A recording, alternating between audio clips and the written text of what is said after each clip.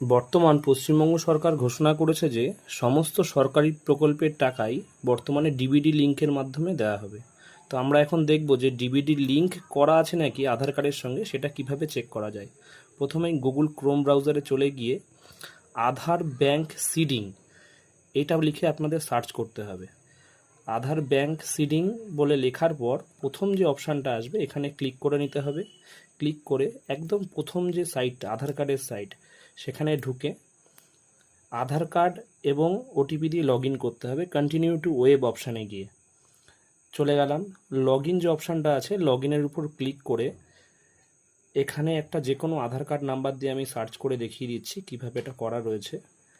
আধার card নাম্বারটা এখানে দেওয়া হচ্ছে, যে কোনো আধার কার্ড দিয়ে চেক করে নিতে পারেন আপনারা যে আধার কার্ডের সঙ্গে ব্যাংকের সিডিং করা রয়েছে নাকি বা ডিবিডি লিঙ্ক করা আছে নাকি। আধার কার্ড নাম্বারটা দেওয়া হয়ে গেলে ক্যাপচাটা দিয়ে দিতে হবে। ক্যাপচা যদি বোঝা না যায় তাহলে আমরা এখান থেকে রিফ্রেশও করে নিতে পারবো। তো এখানে দিয়ে দিতে হবে ক্যাপচাটা।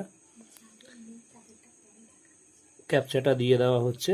এবার ওটিপি যাবে, আধার কার্ডের সঙ্গে যে ফোন নাম্বারটা লিঙ্ক করা আছে সেই ফোন নাম্বারে একটা ভ্যালিড ওটিপি যাবে 6 ডিজিটের। এখানে ভ্যালিড ওটিপিটা কিন্তু দিয়ে দিতে হবে। ওটিপি যদি ভুল হয় তাহলে কিন্তু হবে না, আবার আপনাদের রিসেন্ট ওটিপি করে নতুন করে ওটিপি পাঠাতে হবে। এখানে 6 ডিজিটের ওটিপিটা দিয়ে দেওয়া হচ্ছে।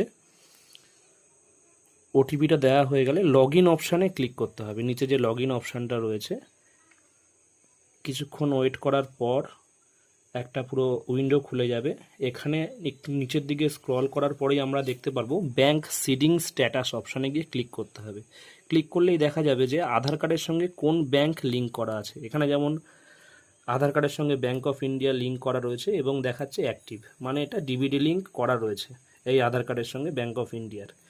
যাদের এখানে অ্যাক্টিভ থাকবে না, ইনঅ্যাক্টিভ বলে লেখা থাকবে, তাদের কিন্তু এনপিসিআই বলে একটা সাইট আছে, ওখানে গিয়ে আপনাদের অ্যাক্টিভেট করে নিতে হবে, না হলে কিন্তু কোনো প্রকল্পের টাকা ঢুকবে না।